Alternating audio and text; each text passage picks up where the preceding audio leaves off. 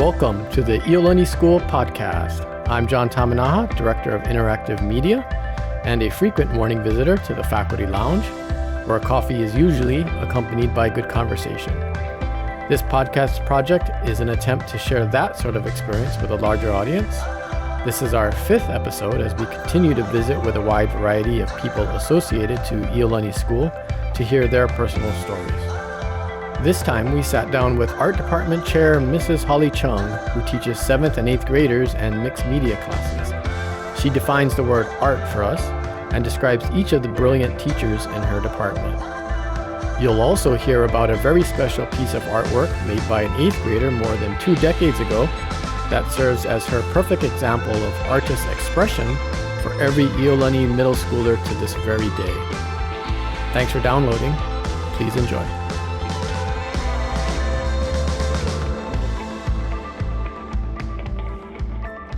As we sit here today, it's October 24th, 1 week away from Halloween. The art department usually takes center stage on Halloween in the center courtyard at lunchtime during the contest. You're not gonna tell us what you guys are. I'm not gonna tell you. I saw you working on it the other day. So kind of a favorite time of year for you guys? It really is. We all participate, and what's really cool about it is that it's a very team-building experience. Individually, we come up with our own designs, but there is a general theme that we decide upon earlier in the year, and we go for it. Is that kind of like how you would have in your mixed media class? Hey, here's a theme, here's some materials. You guys come up with something, but you guys are the teachers, and now you're collaborating and seeing what fits and mixes. And so you guys are kind of like a class. Exactly. And everyone has a different expression.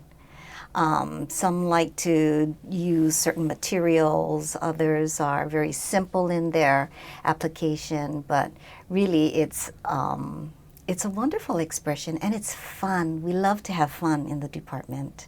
We laugh a lot, we eat together at lunch, and we just have a really good bond among ourselves. It's and I think the school really enjoys it. Like when that day hits and then there's a contest and the kids are walking around, but maybe you don't see this, or maybe they do because maybe people are asking you all the time, but the school is kind of bracing itself for what is the art department going to do this year? Very good. Yeah. What are some of your favorite themes? The first year we worked together as a department, the theme was tools of our trade. So we all chose materials, equipment that we use in our programs. So Dave Roberts, at that time was our department chair, and he was, of course, with the Design 3D program. So he was a bandsaw. Ryan Roberts was a hammer. Allie was a tripod with a camera atop her head. Janice was a tube of acrylic paint, and I was a pincushion hat. I had a pincushion hat and a tape measure dress because I love fibers, I love stitching, and I love, the softer side of 3D. Yeah, that's so great. I mean, the costumes that you mentioned would be, if there was a list, it'd be somewhere around $2.5 million when somebody said pincushion, and I'll go as a hammer.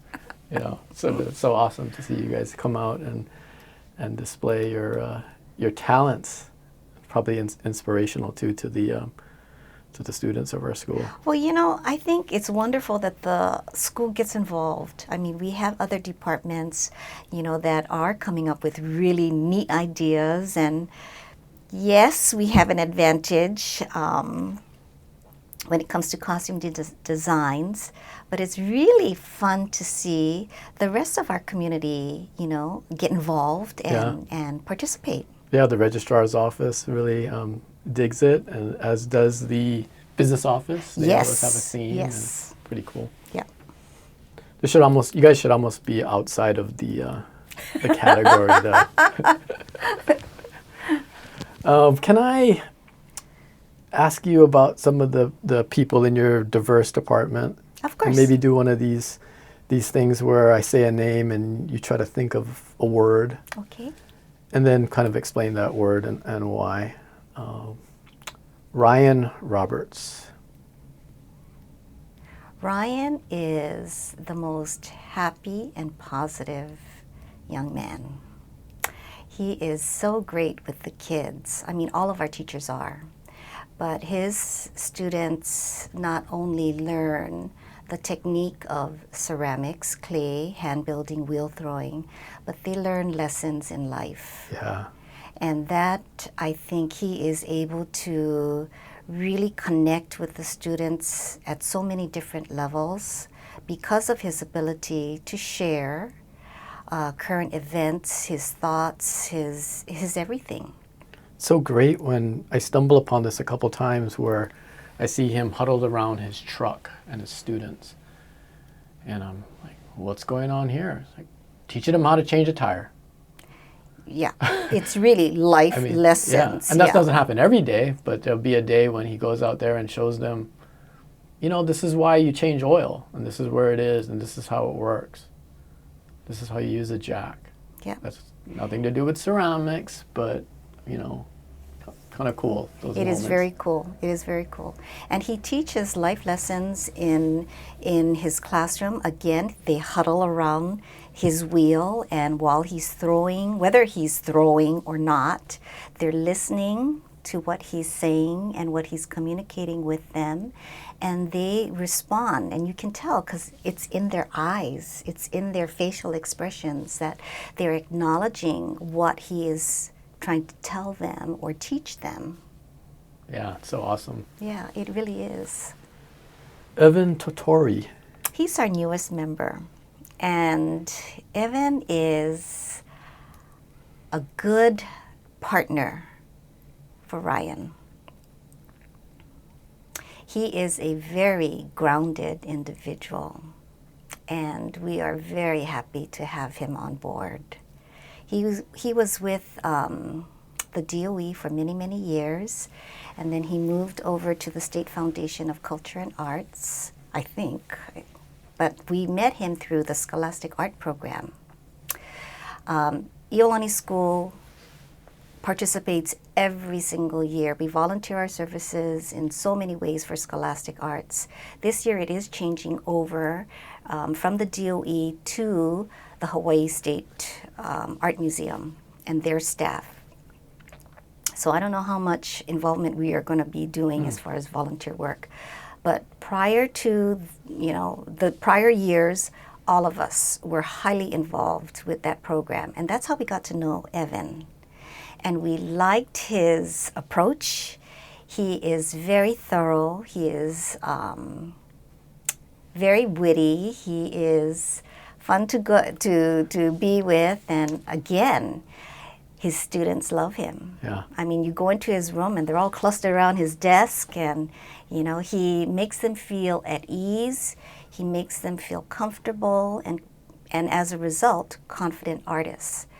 His program is really blossoming, and I'm happy to see all these new techniques that he's introducing, and that's primarily so because of his background in jewelry making.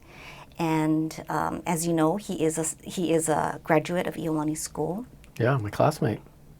Oh, really? Yeah, class of 87. Awesome. And we were in that jewelry room. Exactly. Yeah, way back when. Exactly. So all that knowledge that he's gained throughout the years, he is able to instruct and share with his students. So I'm very happy that he's on board. Yeah, when he came back, some of those torches and some of those things that we were familiar, 3 decades ago in Julie Seastrom's classroom, which was that door over there by the lower school, which is brought back some memories. It's good to see him back on campus, Evan Totori. Janice Uehara.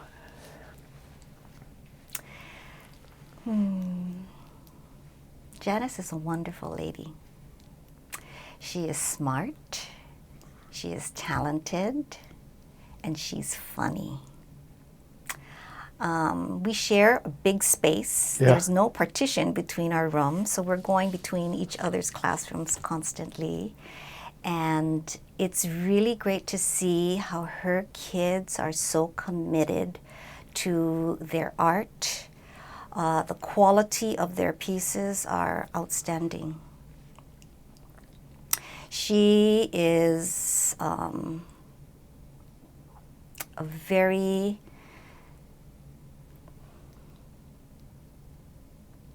she's an ideal teacher. She's an ideal teacher because she is able to really delve into the soul of each student. And she is able to share her information with them through visual means, talking with them, and her written expression. So she is a thinker, and she is just a really wonderful lady. Yeah, and some of the words you were using there, I see it in the artwork that is produced. If I was going to say how to describe some of those drawing and painting pieces, they're very thoughtful. Very thoughtful and very sensitive. Yeah. Sensitive to the subject matter, and she's teaching them special techniques that allow them to be successful in their manipulation of pencil, oils, acrylics, whatever it may be, encaustic. I mean, truly, it's really beautiful to look at. It's very impressive. Allison Uehara. She is another thinker, and she is unbelievably organized. It's amazing. You walk into her room and everything is labeled, everything has a space, and everything is orderly, everything is, it's immaculate, it's amazing. And again, her program is outstanding. She is another ultimate teacher. Yeah. I want to be like her too. Yeah. The way that she is able to connect with her students is amazing. And you can see it. She has a group of boys that have followed her from day one, grade 9, senior year, and they just connect with her. She has a specialness to her. And it's just amazing. And what she does in her program, I haven't seen before. Before she arrived, it was okay. But what she has done is really stretch the program and allow the students to try so many different techniques. Mounting on canvas, I mean, talk about a perfectionist.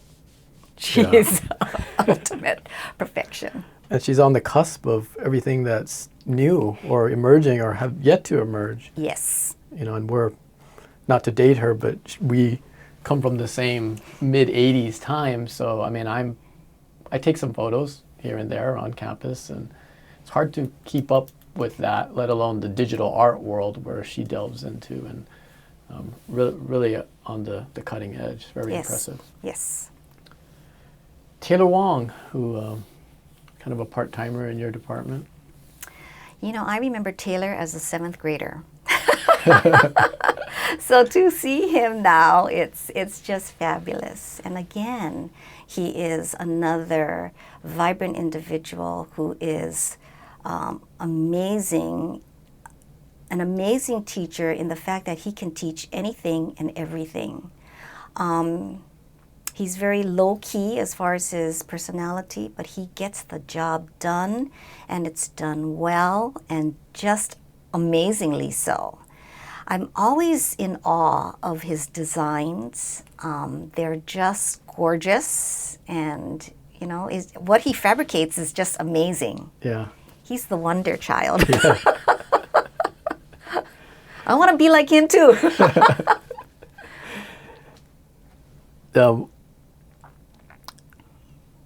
Somebody who's not a part of your department, but I would be remiss not to ask you about Dave Roberts, who was a colleague of yours for many years. What was it like to work alongside Dave Roberts, who he was called Dave Roberts when I was here, but then when I came back, he's Boogaloo, he's Jungle Bob, he's all these things. But what was that like working with him? I love Dave. Dave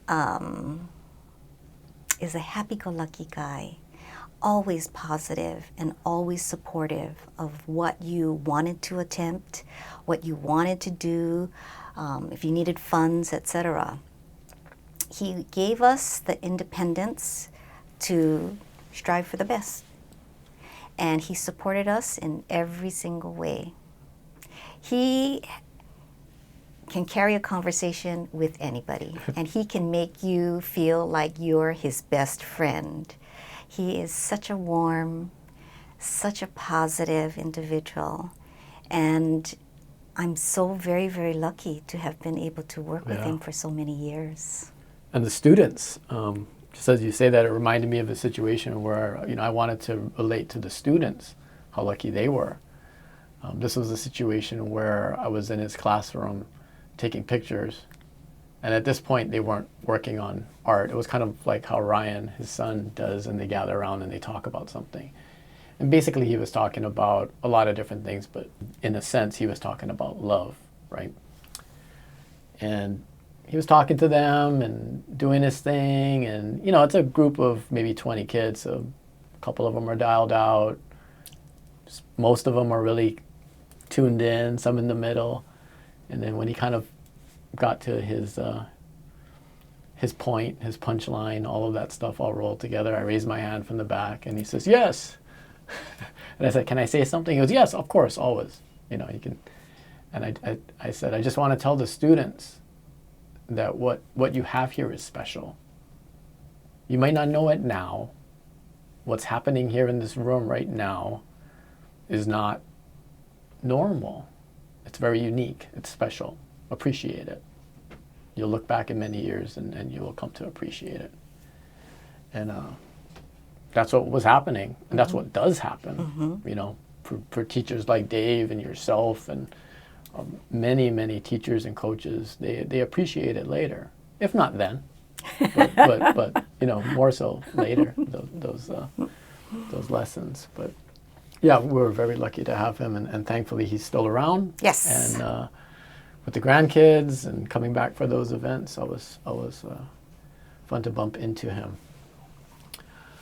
Now that we've talked about the department and the people that make it go and make it special, can I ask you just a simple question? What is art?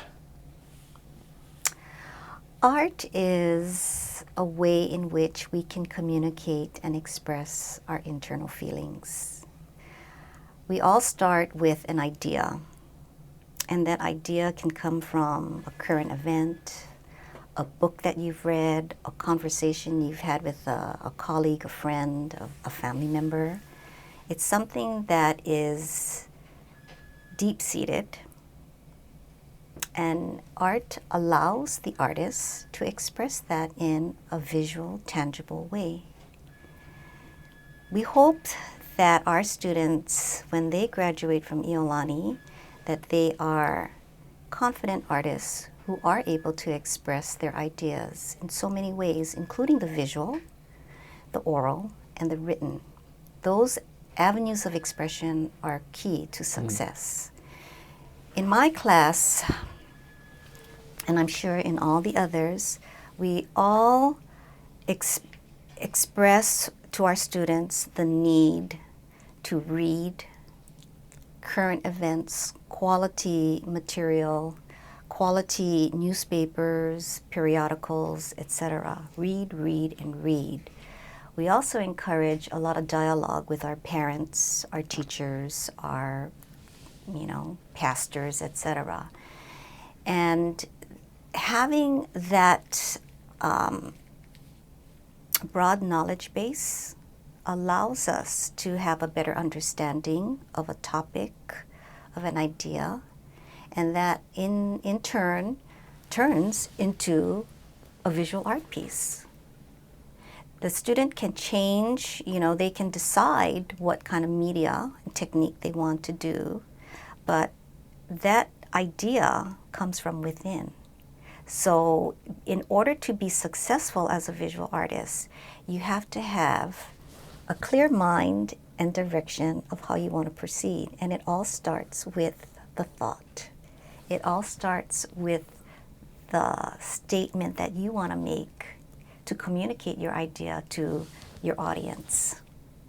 It's really interesting that you, and it makes total sense that you're asking the students to be aware, to read, to talk to people, to be aware. Because when I think about art, creating it, and I'm not an artist, but I'm a writer, and I can understand it from that standpoint where the idea of what to write about is the toughest thing. Exactly. You know what I mean? A sports writer generally, but other kinds of writing, creative writing major, took stabs at screenwriting and different things. But if you come up with the idea, I can write it, but ideas are hard. It's very hard. And unique things and all of that stuff. So being aware person in society, that's the first step in being creative. Yes. When you walk to graduation, to your seat, at one point you guys take that turn and you're facing the art building, which is in all its glory as the backdrop for commencement. And then the graduates, the soon-to-be graduates come and they file in, and then they'll file out. In front of that building, from your standpoint, in your department, what do you hope that the graduates have in their toolbox as they head out to college and they head out to what we call the real world in terms of art and what they've put into their brains and their... I hope that, and we don't reach every single Iolani student. I mean, we have a small percentage, albeit about 900 plus, who take an art elective, whether it be through the sequence programs, 7th and 9th grade. But they all have been in the building at some point in their career. I want them to look at the building and get a sense of pride and accomplishment in what they have achieved throughout their career here. There have been obstacles, I'm sure, that each and every one of them has encountered. And I want them, when they leave Iolani, to leave with confidence. I want them to leave with an artistic voice that can speak loud and clear. I want them to leave with the ability to communicate a message in a visual format and to do it well, execute well, design well. I want them to leave with a better awareness and appreciation for their community, for their environment. I want them to leave with a sense of responsibility because they are the next generation. And they need to teach their children, and if they become teachers, their students, and be mentors and be good stewards. Because we try our very best to instill in our students those very same characteristics. So I hope it goes full cycle. Yeah. For me, I think what I took from that building, and my mother, Dixie Tamana, taught in that building in the drawing and painting area right around the corner from where you are. And like I said earlier, I'm not an artist. I don't pretend to be one. But what I did gather from my sequence and jewelry work in that building was an appreciation for art, how hard it is. Same thing, the music things that I did in the Castle building. Not a musician, but I have an appreciation for that. So when you go to travel to a city and you go to a museum, you can go there and appreciate what that is, and you got a foundation at your high school, and if you don't study this thing any further in college or elsewhere, at least you have that basis of appreciation.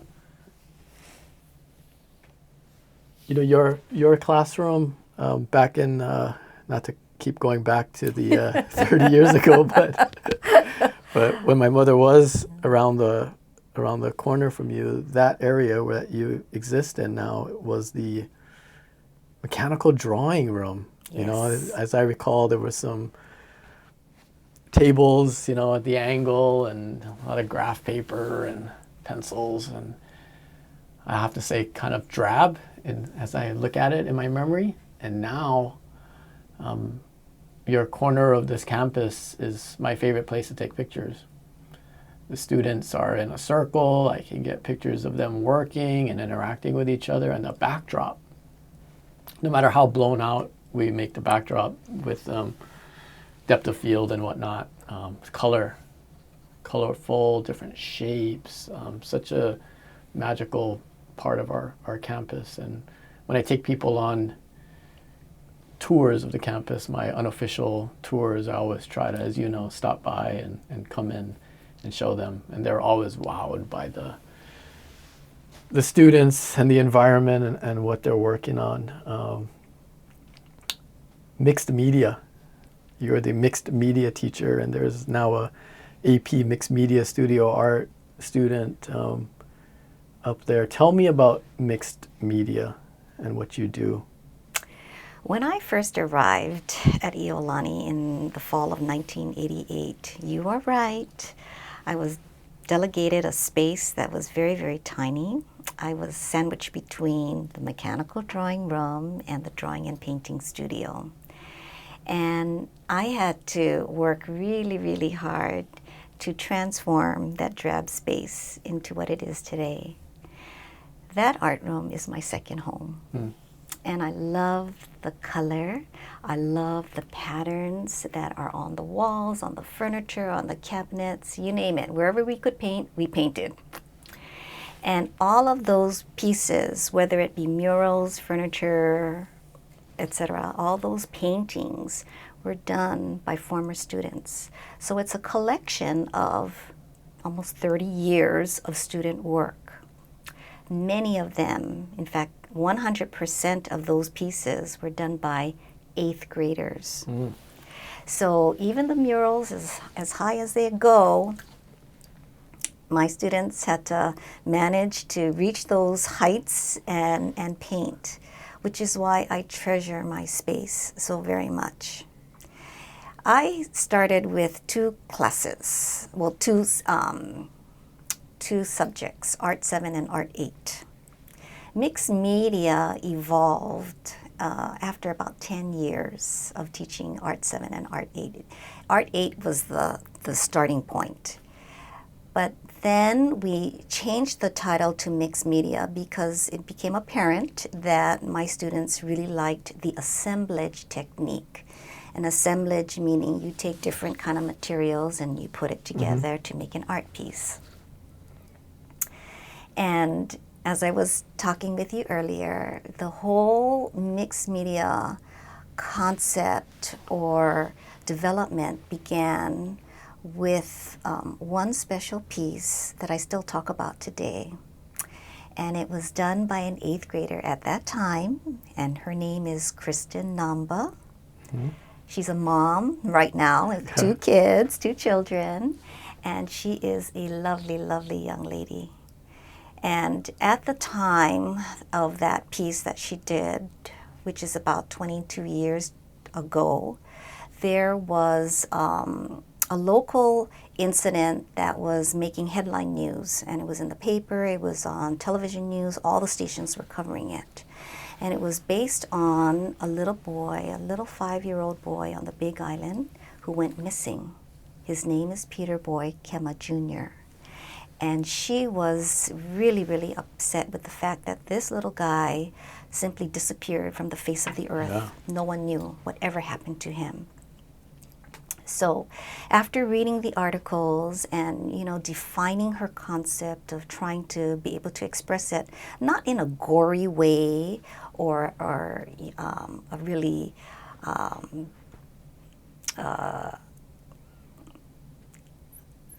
negative way. Yeah. Depressing. Depressing, Yeah. thank you. She came back to the classroom and then found all of her objects that she used in this sculpture in the classroom. And I have been fortunate to get a lot of donations from various people who, donate things to my program. So we have a collection. So she was able to find 2 doll heads, and she wrapped one doll head with wire. I mean, just covered it with wire. The other doll head had a piece of duct tape right across the mouth. And she placed these doll heads in a shadow box that was singed with ash and carbon. Wow. The format of that whole piece is a house. And at the top of the house, the roof area, she has "Home Sweet Home" on top of a rusty, crusty heart. And she has her doll heads in there, and she has contrasting words to depict the family life. Loving and perfect on one side, and then evil, cruel, abusive on the other side. And I share this piece with my students. Every single student has heard this story from 7th grade on about the importance of being able to express an idea, a statement, through a visual means, and to do it in a simple and direct way. It doesn't have to be, fancy. It can be very stark. It can be very direct. It can be whatever it may be. But to be able to communicate that message and elicit from the audience an emotion. And she was able to do that. And from that point on, I think it really made me aware that students really wanted to express things that bothered them, things that made them happy, things that they question. And mixed media has been able to help them express those feelings and thoughts. I'm always amazed at my students and their ability to source materials. They are able to feel the intrinsic qualities of each and every piece, and then already start imagining what they could possibly do to help communicate a certain idea. So we love fashion, we love wearable art, we love garments, and we love to repurpose recyclables. And that, I think, is the coolest thing. Yeah, awesome. It is. So we use the simplest of simplest materials.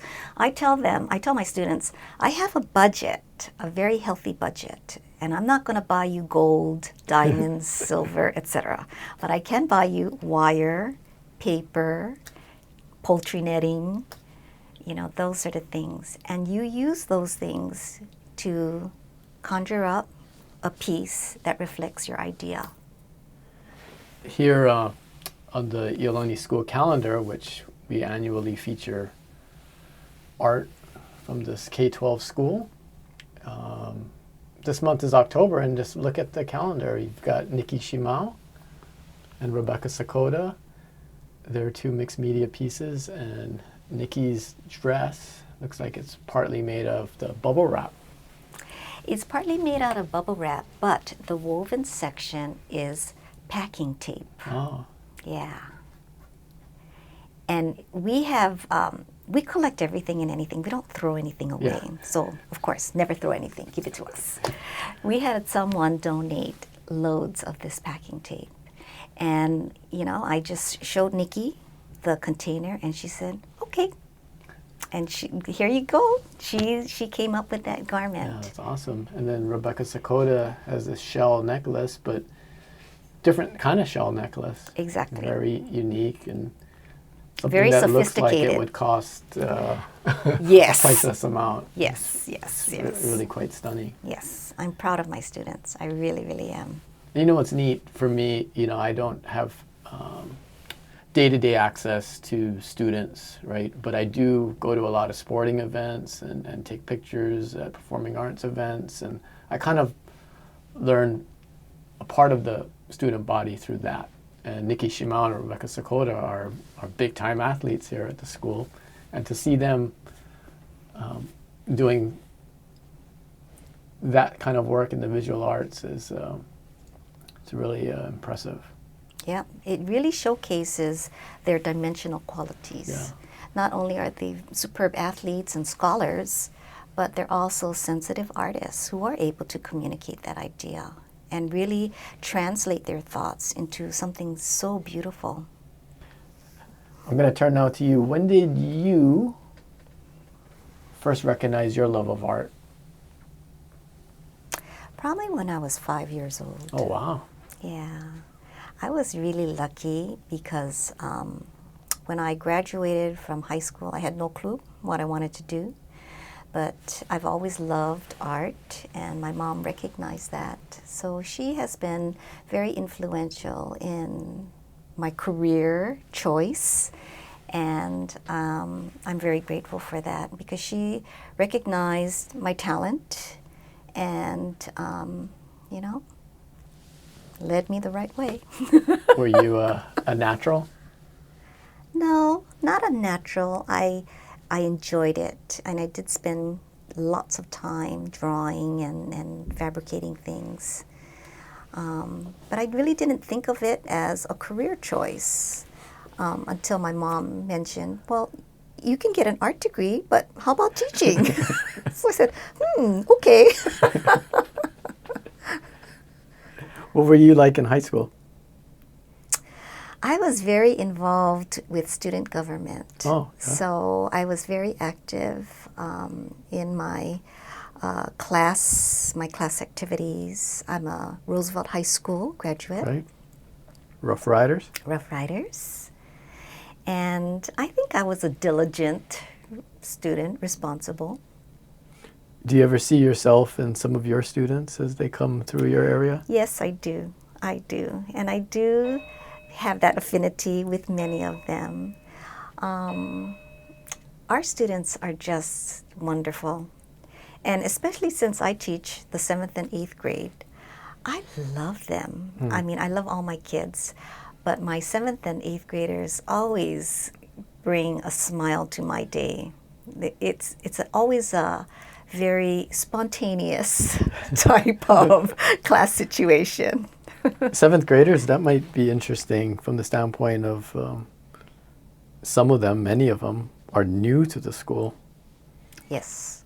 And among all the different things that make this school special and new or different from where they came from, walking into your mixed media area and seeing those dresses on the walls and the murals and all of those things and the materials you're using, is that kind of cool to see them kind of perk up, and or is it intimidating, or is No, it, not at all. In fact, that's why I love having all that color and pattern in my room, and that is to spark that creativity, to give them that boost, that energy.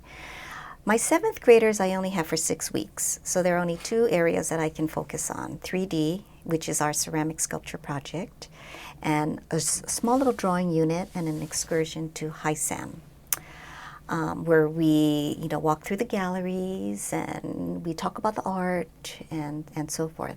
So we're trying to build visual literacy within that program. And from the 7th grade, hopefully they will elect to have an elective thereafter in the visual arts. But for my 7th graders, I think seeing the art in the room, they're gaining an awareness of what they could possibly work on in the future, or they could possibly,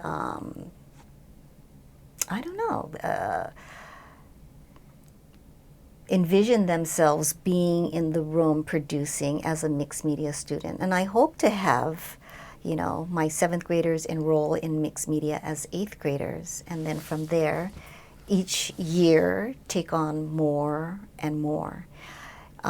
For our art programs, in order to advance to another level, you have to have 2 semesters. So each level is a 1A, 1B, etc. And I think being in that classroom for 7th graders is eye-opening. Yeah. They do build teamwork and responsibility because they have to work cooperatively with each other. They set up, they clean up together. and they learn to communicate with each other. Because they're sitting on round tables, they're facing each other. It's an activity that warrants communication, talking, having fun, laughing. And, that's the coolest part, because they're learning about each other, learning from each other. And that's the same format that we have in mixed media in the upper division. So what's really cool is that we have multiple grade levels and multiple levels in my mixed media class, which allows for that dialogue to happen among the table mates. So yes, you'll have a group of 9th grade boys on one table, but then you'll have a mix of grade levels on another table. And it's really interesting. It really is. I've been in there. So what they're talking about, it's free for all. I mean, it's whatever they want to talk about. But they're including the 8th grader. They're including the 10th grader. I mean, they're actually conversing and learning about one another. Yeah, it's a lot of fun. It is. I mentioned earlier that I take a lot of pictures in there, and if you have seen pictures in our different publications or the calendar, and you think, well, that's just a snapshot in time, that young lady or that young man enjoying themselves and working on something that you can't really figure out what it is, and they're talking to somebody or laughing. It's happening all the time. Yes. It's not exactly a moment in time. It's very one of my favorite spots on campus, for sure. Thank you, and you're always welcome. Thank you. Tell me a little bit about your path to this school. How did that come about? Okay.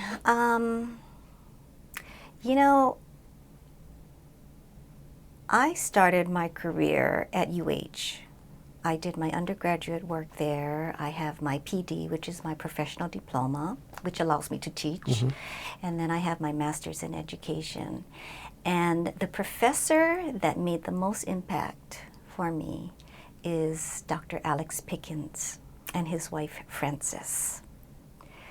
Alex Pickens was the sole art professor at UH, and he guided all of the art teachers here on Oahu and the island. And he was very, very special because he, I suppose, saw something in me that had promise. I was very, unsure of what I would be like in the classroom and so forth. But I was very fortunate that he took me under his wing. And he was a very prominent individual professor in the UH system as well as in the community. He's an arts advocate. His wife, Frances, the same. She was a teacher at Kamehameha Schools. And I did my student teaching with her for a semester up there. And I learned a lot from her. She's the one that gave me that boost of confidence. It was really funny because there was a lesson that I had to teach, and it was totally something that I wasn't, a master at. And, I was able to finish that lesson, and she was sitting in back of me, and after I presented the lesson, I turned around and I said, "What do you think?" She just had a big smile, and she said, "You did fine." And after that, no problem. I was able to conduct a class, I was able to manage a classroom, etc. So what led me here was the connection between Sherry Kiefer and Frances and Alex Pickens. Sherry Kiefer was the former jewelry teacher here at Iolani, as well as lower school teacher.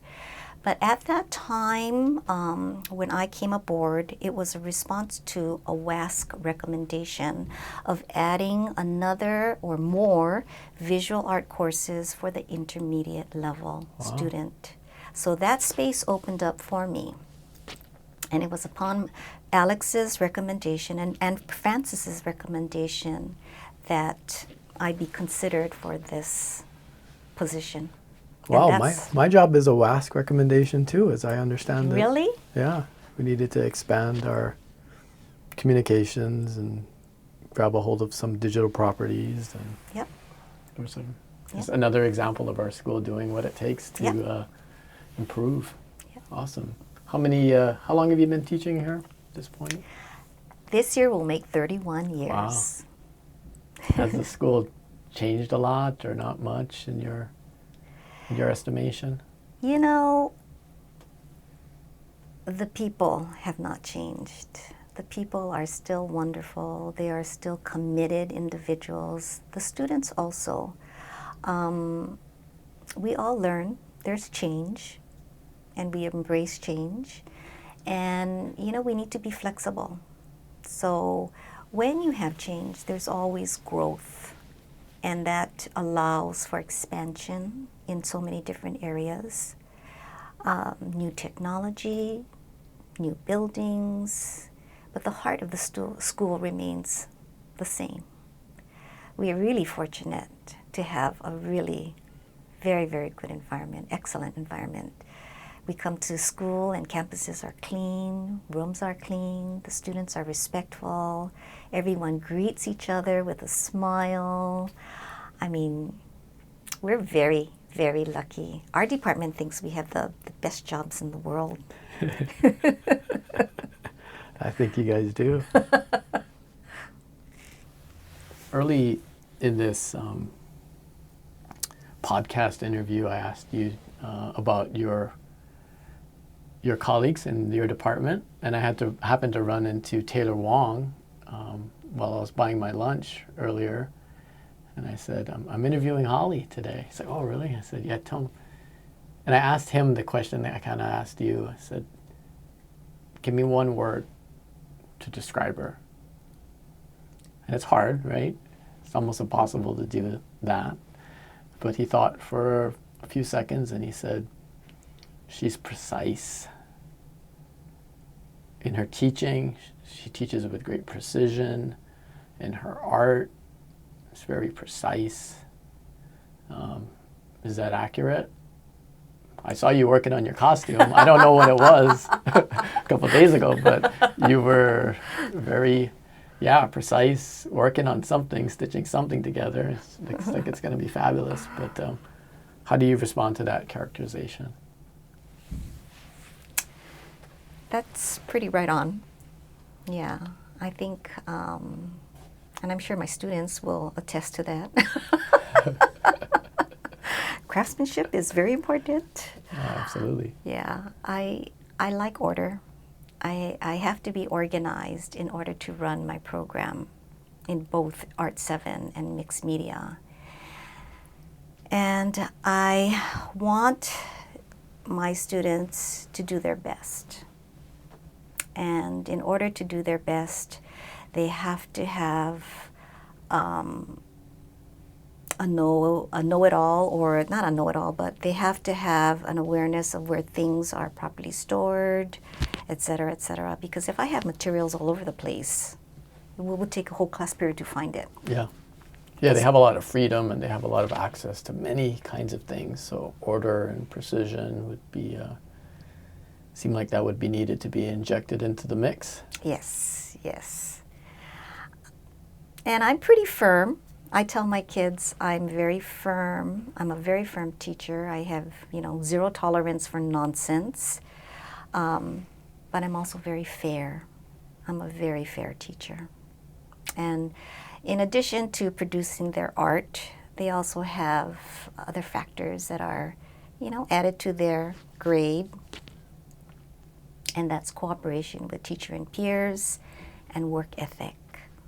And regardless if they are not that stellar artistic person, as long as they show me effort, respect towards classmates and to me, and being able to just try their best every single day that they are in class, I will appreciate it and acknowledge it. And it's amazing because, after a project is done, they look back and they're very proud of their art pieces. And I am so proud of them as well because it shows the growth. It shows the sensitivity to material. It shows how well they were able to execute their piece. design-wise as well as the fabrication. And I'm just amazed at what each and every one of my students is able to achieve within a very short span of time. And it just shows the commitment and dedication they have to art and mixed media. So I applaud my kids. I really do. I'm very, very proud of them. We applaud them and are very proud of them as well, but also very proud and appreciative of teachers like yourself. Thank you for all you do. Thank you. And thank you for taking the time to visit with us. Yeah, come on by my side.